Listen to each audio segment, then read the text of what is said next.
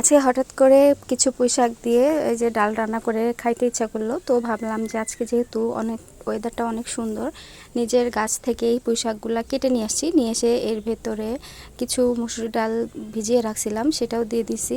আর শাকগুলা সুন্দর করে বেছেও নিছি। নিয়ে তারপরে কাঁচামরিচ, পেঁয়াজ, রসুন, অল্প একটু আদা রসুন বাটা, একটু হলুদ আর একটু সরিষার তেল দিয়ে সুন্দর করে একটু মাখিয়ে নিচ্ছিলাম। মাখিয়ে নিয়ে এটাকে আমি বসিয়ে দিব চুলাতে সেদ্ধ হবার জন্য। আর এরকম করে পুঁইশাক আর ডাল খেতে কিন্তু অনেক মজা, বিশেষ করে যদি ডালটা একটু বেশি হয় তাহলে আর একটু বেশি ভালো লাগে। তো ভাবলাম যে একটু আপনাদের সাথে শেয়ার করি।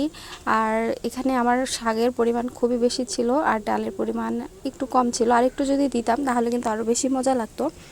কিন্তু পুঁই শাকের তরকারি যদি মসুর ডাল দিয়ে একটু হলেও দেওয়া হয় তাও কিন্তু অনেক মজা হয়।